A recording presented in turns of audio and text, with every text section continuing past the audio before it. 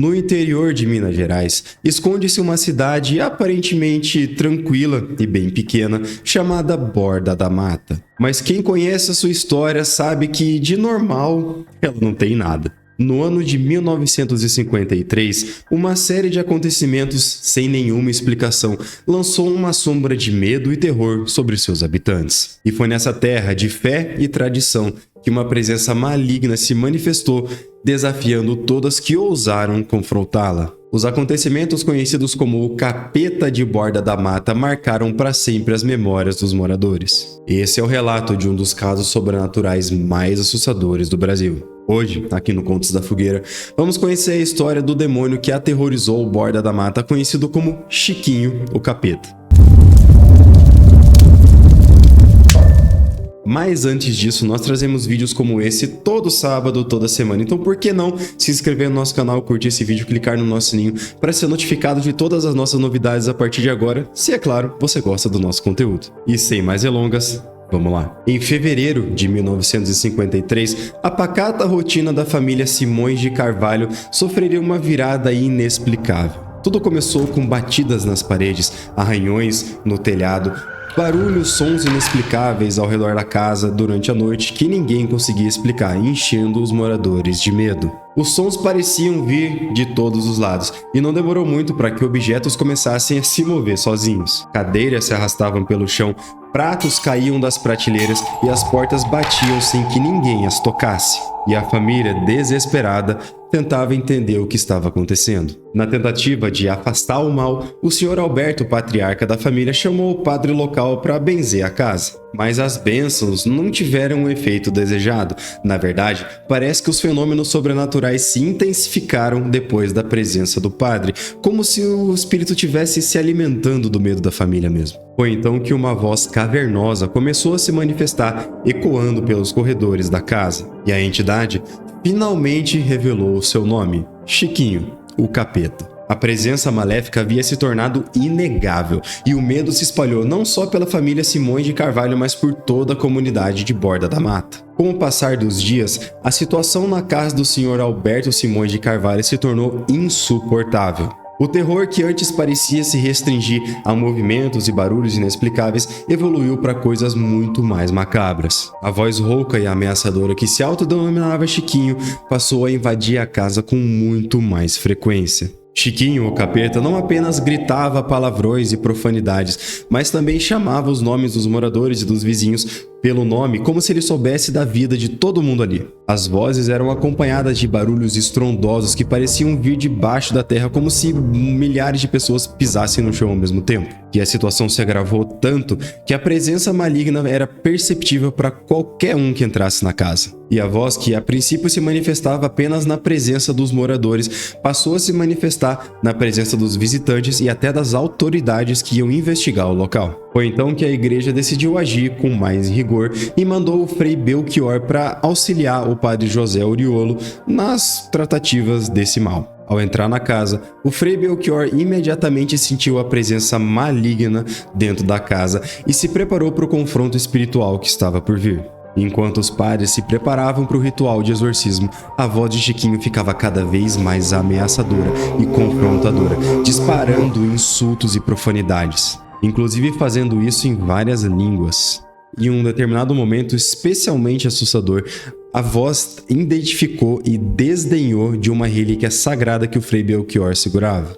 Por 2 horas, os padres lutaram contra a entidade que insistia em resistir, zombar e amaldiçoar. A casa foi tomada por uma atmosfera extremamente pesada, quase insuportável, e essa batalha espiritual parecia que não tinha fim. A chegada do padre José Oriolo com outros diversos clérigos da região foi assim meio que a última esperança da família Simões de Carvalho. E com a ajuda do Frei Belchior, conhecido pela sua experiência em exorcismos, eles enfrentaram essa entidade maligna todos juntos. Mas ninguém estava preparado para o que viria a seguir. Assim que os clérigos começaram um ritual de exorcismo, o ambiente da casa mudou drasticamente. A temperatura caiu de repente e um vento forte começou a soprar dentro dos cômodos, mesmo com todas as janelas fechadas. A voz de Chiquinho, o capeta, ecoou pelos corredores, cheias de ódio e zombaria, zombando mesmo do poder da fé e das orações dos clérigos. Durante o ritual, Chiquinho chegou a dar algumas informações extremamente íntimas e até vergonhosas dos participantes do ritual de exorcismo,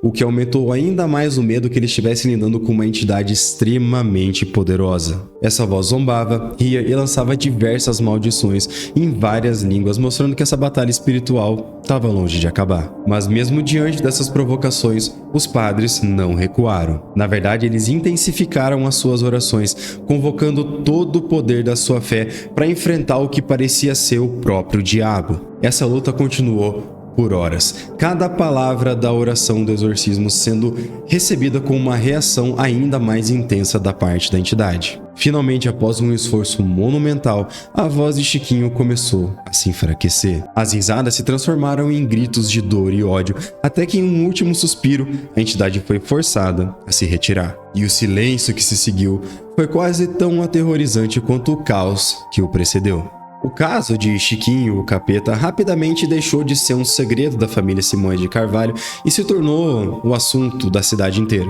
E com a intensificação dos fenômenos sobrenaturais e o fracasso dos primeiros exorcismos que foram feitos, as autoridades decidiram investigar. Médicos, advogados e até policiais foram chamados para investigar o caso de Borda da Mata, para procurar mesmo uma solução lógica para aquilo tudo. Os médicos da cidade e de municípios vizinhos examinaram a família Simões de Carvalho em busca de alguma evidência que eles pudessem estar sofrendo alguma doença, algum delírio, mas nada fora do normal foi encontrado. Tudo parecia indicar que os fenômenos experimentados estavam além da compreensão médica e científica. Os advogados e policiais, por sua vez, foram chamados para investigar o local para eventualmente apurar uma possível farsa, mas na verdade nada que indicasse uma fraude foi realmente encontrado no local. E os fenômenos que foram testemunhados foram supostamente inexplicáveis e impossíveis de se reproduzir por meios naturais. Isso aumentou a credibilidade dos relatos e também o medo da população, né? E os relatos da comunidade iam se multiplicando cada vez mais, com pessoas dizendo que ouviam a voz de Chiquinho mesmo fora da região da casa amaldiçoada. O terror não estava mais restrito à casa da família Simões de Carvalho, mas estava espalhado por toda a Borda da Mata. E com medo de que essa histeria se espalhasse pela cidade, as autoridades civis e religiosas se reuniram para discutir os próximos passos. Havia uma preocupação crescente das autoridades religiosas da cidade que essa entidade não tivesse simplesmente se restringido àquela família, mas estivesse tentando dominar toda a comunidade de Borda da Mata. E a urgência de encontrar uma solução definitiva aumentava a cada dia. E enquanto as autoridades e líderes religiosos buscavam uma solução, a comunidade de Borda da Mata vivia sob um constante medo de Chiquinho, o capeta. A lenda estava crescendo e o terror se enraizava cada vez mais na pequena comunidade. E após dias de intensas lutas espirituais, as forças do mal pareciam finalmente ter cedido. A casa, que antes estava tomada por uma presença sombria, agora estava completamente silenciosa. Só que esse silêncio, na verdade, não trouxe bem uma sensação de alívio. Na verdade, ele trouxe mais uma sensação de inquietação, como se essa batalha não tivesse sido 100% vencida ainda. Inclusive, o padre José Auriolo e o Frei Belchior sabiam que, embora eles pudessem ter vencido aquela batalha, essa paz recém-conquistada poderia ser simplesmente temporária. Até porque a entidade, que parecia incrivelmente poderosa e maligna, foi realmente expulsa, mas a sua saída deixou uma dúvida. Ele voltaria?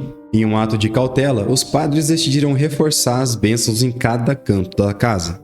Eles sabiam que, se Chiquinho estivesse simplesmente adormecido, qualquer ato de fraqueza poderia ressuscitá-lo. E a fé, que até então tinha sido a sua única arma contra as forças malignas, continuava a ser o escudo da família. A família Simões de Carvalho, ainda meio traumatizada com os eventos das semanas anteriores, observava essas bênçãos em silêncio. Seus olhares eram de esperança, mas também de incerteza, até porque as marcas deixadas por esse encontro com o Chiquinho, o capeta, não foram simplesmente físicas, mas também foram marcas na alma de cada um dos membros da família. Quando terminou as bênçãos, o padre José Auriolo entregou para o seu Alberto, patriarca da família, uma cruz abençoada com as mais poderosas orações da igreja e pediu para que ele mantesse essa cruz dentro de casa sempre como uma proteção contra as forças do mal. E com a casa finalmente abençoada e protegida, a família Simões de Carvalho tentava retomar a sua rotina normal. Mas embora a paz tivesse sido restaurada, aparentemente, todos sabiam que essa cicatriz deixada por esse encontro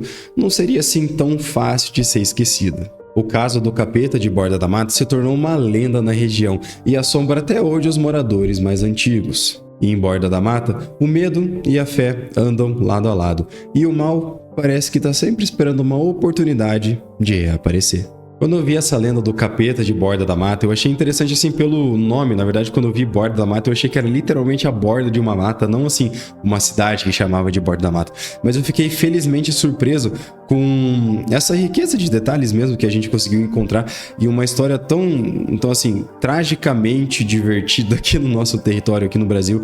A gente não tem muito dessas histórias estilo Exorcista, né? Claro que, assim, tem, mas não desse jeito, sabe?